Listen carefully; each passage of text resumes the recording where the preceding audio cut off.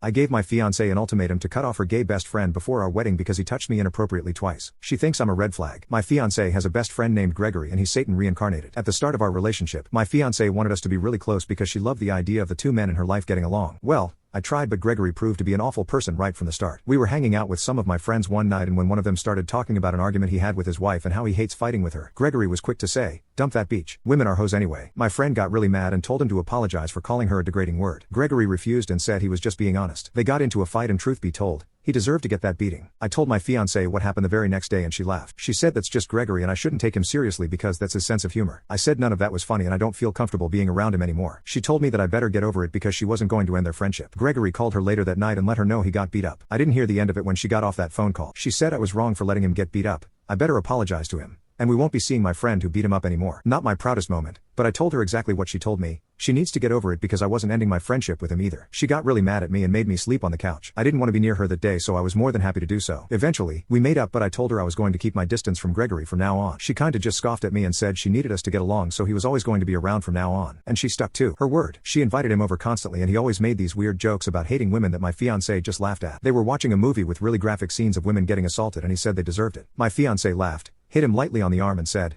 "Greg, you're so bad. You can't say that." But she wasn't scolding him. Gregory is gay, but that doesn't excuse his hateful behavior towards women, and it makes me wonder if he thinks that way about my fiancé. I brought this up to her and again, she dismissed his actions by saying he was joking. Everything went downhill when my fiancé invited Gregory over to drink. They got really wasted. Gregory even trashed my whole house. But my fiancé blacked out and passed out on the couch. I was in our bedroom the whole time he was here, but I went out to see why it had gotten so quiet all of a sudden. When I saw my fiancé sleeping, I went to get her and put her to bed. That's when it happened. Gregory snuck up behind me, grabbed my butt, and hugged me from behind. His grip on me wasn't strong, but I immediately froze. He then said that I should be marrying him because my fiancé doesn't deserve me. He said he could treat me so much better than her, and when he kissed my neck, that's when I pulled him off me. You can now check if there is a part 2 by pressing share and more. I told him to never do that again, and if he did, I was going to punch him. He called me baby multiple times and cried about how much he loved me. He said he could turn me gay if I just gave him a chance. I kicked him out of my house when he said that and took my fiancé to our bedroom. I thought that if I told my fiancé about this when she woke up, she would immediately stop being friends with Gregory. But she thought it was the most hilarious thing in the world. She said he had too much to drink, so it doesn't matter what he did. I let her know how uncomfortable he makes me, but she didn't care. In the end, she called me homophobic and said I had to change my ways or else maybe she was going to marry the wrong person. I was floored. She went on to tell me how much Gregory means to her and how he's been a pillar of support for her for so many years. I said he had done nothing but be really creepy around me and his behavior is really concerning. She told me to drop it and she already decided to make him her best man of honor, so she didn't want to call off the wedding because he was really excited for this. I really just couldn't take it anymore and left the house. I had nothing nice to say and I knew the second I started shouting, I would say things I would regret. So, I went to complain to my friends. They all told me they hated Gregory too. My friends' wives/girlfriends mentioned how my fiancé always brings him along to their hangouts, even if it's strictly a girls' night. One time, they were all supposed to spend the night at one of their houses and Gregory arrived with my fiancé. The girls all protested against this and Gregory went on a tangent saying this is why he hates women and they were being super sensitive over nothing. The owner of the house said if Gregory didn't leave on his own accord, then my fiancé also wasn't allowed to stay. She actually ended up leaving with him. She's really codependent with him and I don't understand why. He's just not a good person to have around. I went back to my house after spending the night at my friend's. I decided I was going to put my foot down to get things to change. Thing is, when I arrived at my house the next day, Gregory was there. He was all cuddled up with my fiancé on the couch. I confronted them and asked what the hell was going on. Gregory told me to relax, that nothing was going on between them because he didn't even like females. My fiancé hopped on his bandwagon and said it was fine because Gregory is gay. I demanded that he leave the house, but my fiancé said that I needed to get along with Gregory because I was going to be seeing a lot more of him. When I asked what she meant by that, she dropped the biggest bombshell on me. Gregory had gotten evicted from his apartment and my fiancé let him move in with us. Oh,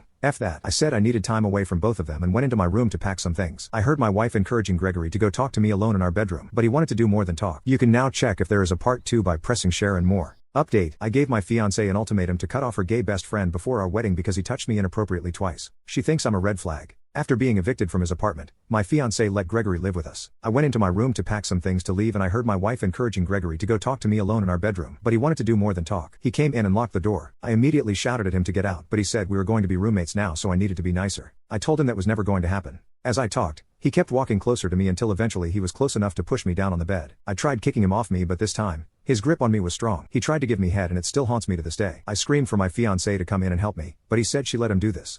I eventually managed to get him off of me and I punched him. I beat him up so badly and left him with bruises. He also called for my fiancé and she actually came running to help him. She was banging on the door and yelling at me to stop, but that only angered me more. I'm not going to say I'm proud of beating up Gregory, but he deserved it and I don't regret it. When he was out cold, I opened the door and my fiancé was a crying mess. She saw him on the floor and slapped me before running to help him.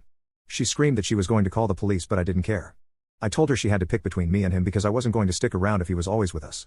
She said I couldn't make her choose because she loved us both. I shouted that he had just assaulted me and honestly, she didn't deserve this last chance I was giving her. Gregory had said she let him come do this to me. So, I called off our engagement right there and she didn't seem to care as much as I thought she would. She was more saddened by the fact Gregory wouldn't be part of our wedding anymore. I said I was sick of Gregory and because I own the house we live in, she was going to have to move out. She said I couldn't do that because Gregory was supposed to live with us. There was no reasoning with her at that point and I could tell she just wanted to help him out. She never really cared about me. No matter what, I would always be second to Gregory. I said my decision was final and I needed her out by the end of the day. She told me I was showing so many red flags and she's sad she missed them before. I couldn't believe she had the audacity to say that as she was holding a literal assaulter in her arms. I let her know that I would be gone the whole day and if her stuff wasn't packed by midnight, I would have her thrown out. I left after that and went to my friend's place where I told him everything that happened. He said he was willing to let me stay the night if I wanted and was really angry for me. Even after beating up Gregory he still thinks I underreacted. He didn't think my fiancé would ever react like this. He asked if he could call her to tell her off and I didn't stop him. Mostly because I wanted to see how she would react this time. She answered and went on a whole tangent about how he's friends with an abuser and he shouldn't trust me. He said that was rich coming from someone who was defending a predator. She started calling him a bunch of bad words and mentioned that he deserves to be sexually assaulted for calling Gregory a predator. I cut the call right there and we kind of just sat in silence. He took one look at me and I immediately started crying. Whoever this woman was, she's no longer my fiancé or my future bride. She's a horrible person and that single sentence got rid of any feelings I had for her. I didn't take my friend's offer to sleep at his place because when midnight came around, I went to my house. My fiancé's car was still in the driveway and all the lights were on. The door was unlocked and when I went inside, nothing had been moved. All my fiancé's belongings were still all over my house. I could hear talking coming from the kitchen and when I went to see what it was, my fiancé was there with Gregory. When she saw me, she said she was waiting for me to come back and told me to sit down next to Gregory. I asked why she was still here and they both laughed at me. She said there was no way I was serious about kicking her out or calling off our engagement and she was willing to let my tantrum slide this time. That's when I knew she had lost it. I told her that if she didn't leave right this instant, I was going to call the police. She told me to go ahead because she was just going to tell them that I beat up Gregory. I asked why she was defending him and she said it was because she loved him. I asked in what way and she said it didn't matter because at the end of the day, he didn't rope me so I should just go ahead and forgive him. Gregory agreed with her and I got the strongest urge to punch him again. But I didn't. Instead, I pulled my phone out and called the police on the spot. My fiancé asked what I was doing and she looked really worried. I stepped out of the kitchen and ran back to my car. I told the police that there was somebody trespassing on my property and I needed their help. Honestly, I wasn't sure if that was the right move because I had beat up Gregory and he had bruises all over his face. Still, I was willing to risk some jail time if it meant those two would leave my house. The police showed up and I told them that my ex-fiancé was in my house with an intimate assaulter and I feel unsafe in my own home. They went in there but a police officer told me I couldn't go see what was happening. I was stressing out waiting to see what would happen, but then I heard a lot of commotion. Like things being thrown and yelling. When everyone finally came out, both Gregory and my fiancé were in handcuffs. A police officer had blood on his forehead so I can only assume my fiancé attacked him. She kept shouting at me that this was my fault and Gregory doesn't deserve to go to jail. The police officer who went inside the house told me that I didn't have to worry about them anymore because Gregory actually had a history of assaulting other people but he was always bailed out and my fiancé attacked him so she was also going to be spending time in jail. With that, they left and my house has never felt emptier than ever but I'm glad that's over with.